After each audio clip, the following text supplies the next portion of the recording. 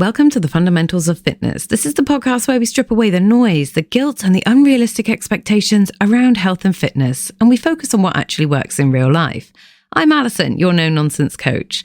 So whether you're driving to work, walking the dog, folding, washing, or trying to grab 5 minutes of peace in a busy day, settle in. Because today we're going to talk about one common thing people say when it comes to their health and fitness. I just don't have time. And honestly, sometimes that feels completely true. But underneath that sentence, there's often something much deeper going on. Time is one of the biggest barriers people talk about in fitness. Not enough time to train, not enough time to meal prep, not enough time to recover, not enough time to think about themselves. And in modern life, that makes sense. People are busy, work is demanding. Phones mean we are contactable constantly. Parents are juggling children, careers, responsibilities, emotional labour, housework. And even when people technically stop working, their brains often don't. So in this episode, it's not about pretending everyone secretly has loads of free time, because that's not reality. This is about understanding why fitness feels impossible to fit into life, why your brain perceives time the way it does, why some people stay consistent despite being busy, and how to build systems that work inside real life rather than against it. Because most of the time, the issue isn't simply time itself. It's friction, decision fatigue, mental overload, and belief that fitness only counts if it's done perfectly.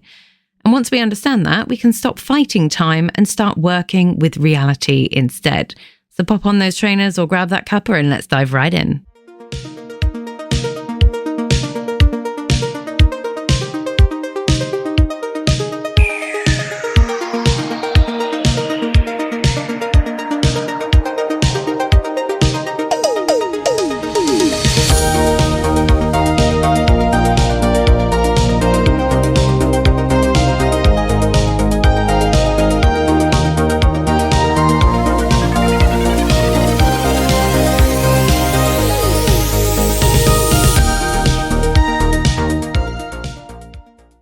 Why do busy people feel like they have no time?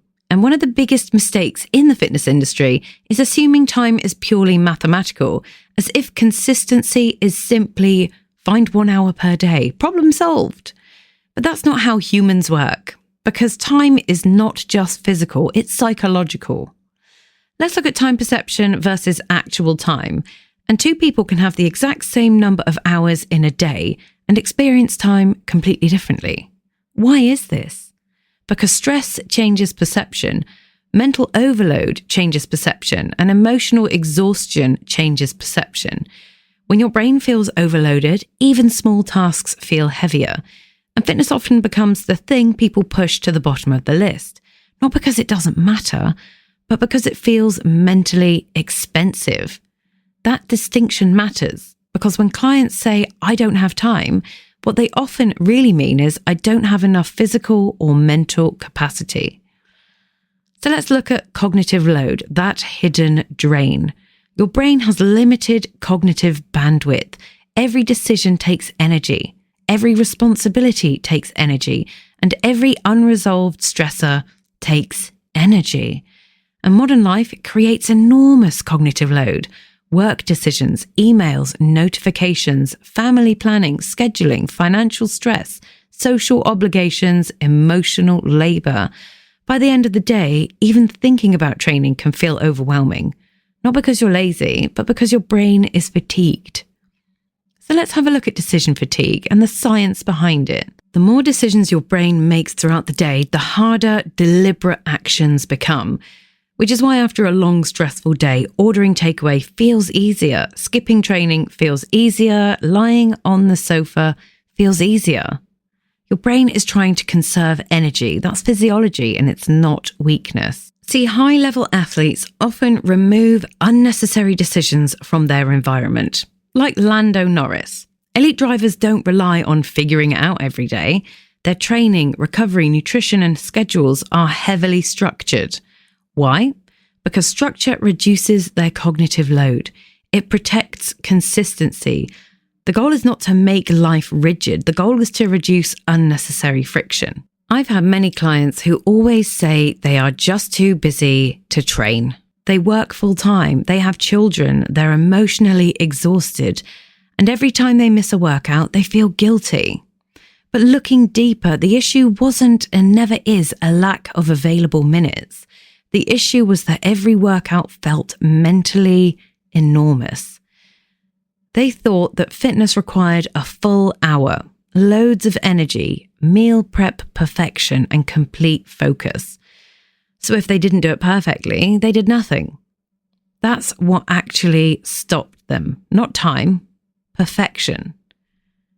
So let's think honestly about your own routine. Are there genuinely 0 moments available? Or does fitness feel mentally too difficult to start? Because those are very different problems and they require different solutions.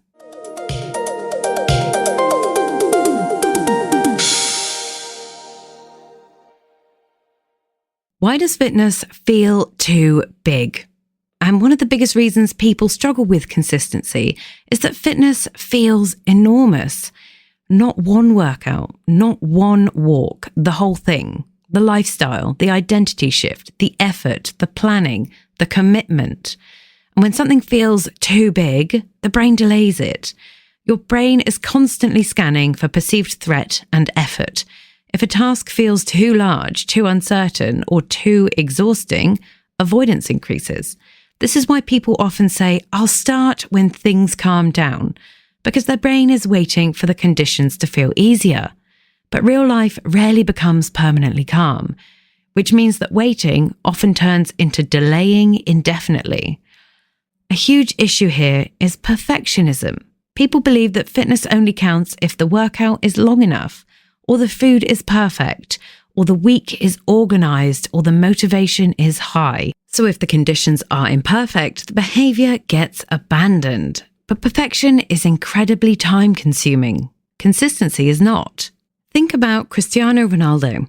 People see elite performance and assume every day must be extreme. But high performers rely on systems and routines precisely because perfection is impossible. They prioritize repeatable behaviours, not emotional intensity. The goal is not to win every day perfectly. The goal is to stay connected to the process consistently. So let's look at habit formation. And I've talked about this before. Habits reduce mental effort. The more familiar a behaviour becomes, the less cognitive energy it requires. This is why structured routines matter. Not because routines are glamorous, but they reduce friction, and lower friction increases your follow-through. I had a client once who believed that workouts only counted if they lasted a full hour. So during busy weeks, she skipped everything. We changed that rule. 10 minutes still count. That shift changed everything for her because suddenly movement became accessible, consistency improved, guilt reduced, and momentum increased. And interestingly, most 10-minute sessions became longer once she started because starting was the hardest part. Let's look at activation energy. The links to activation energy are in behavioural science. Starting a behaviour requires energy. Once the behaviour begins, continuing often becomes easier. This is why reducing the starting barrier matters so much. You are not trying to trick yourself. You're trying to make action accessible. What does this mean for you? If fitness feels impossible to fit into your life, stop asking, how do I do everything? Ask yourself, how do I reduce the barrier to starting? Because consistency often improves not when people become more disciplined, but when the process becomes less overwhelming.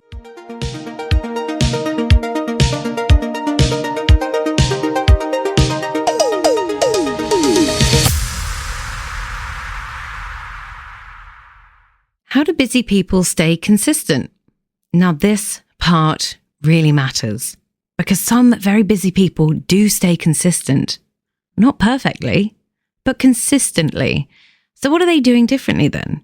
They stop waiting for ideal conditions. And this is huge. People who stay consistent stop expecting perfect conditions.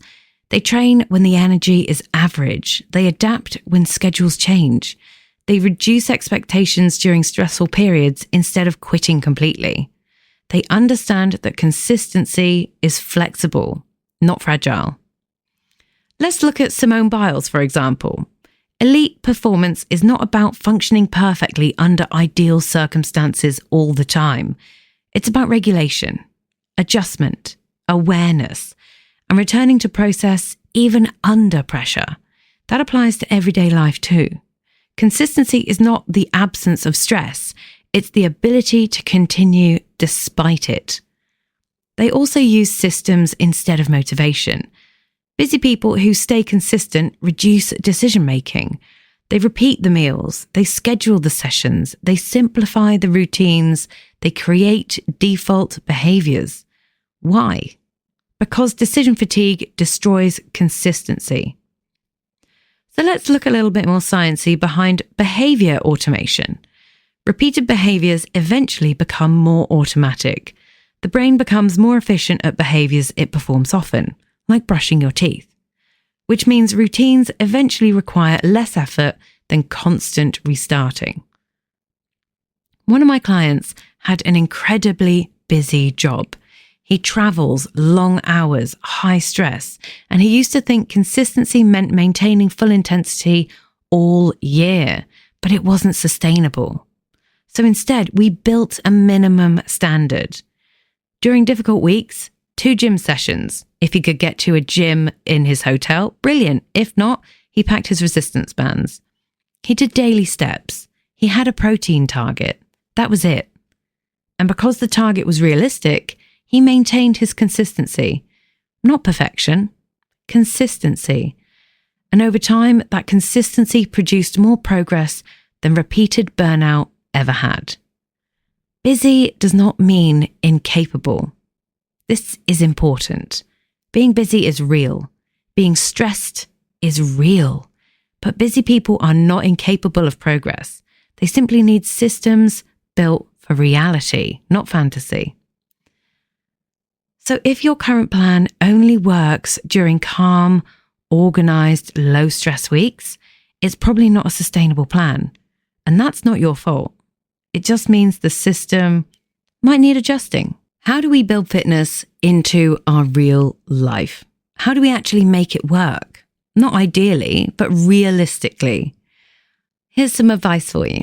Step 1, lower the standard during busy periods. Not permanently, strategically.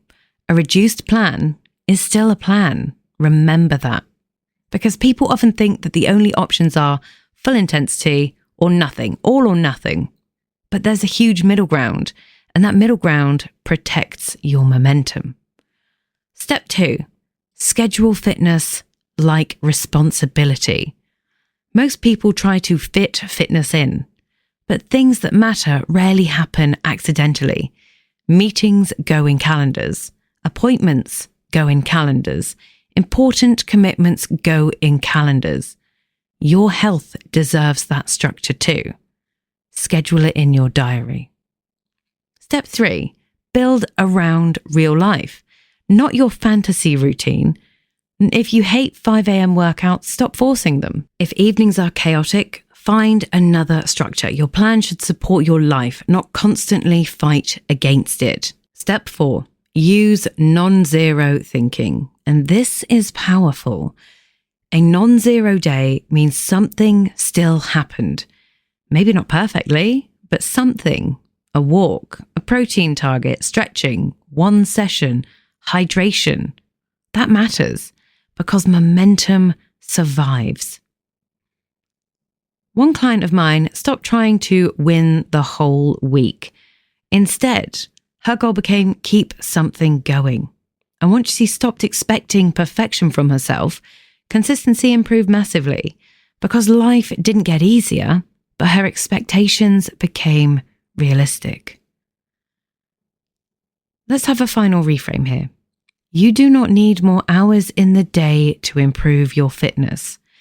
You need lower friction, clearer systems, realistic expectations, and repeatable behaviours. And once you build that, fitness will stop feeling like something separate from life, and it will become part of it.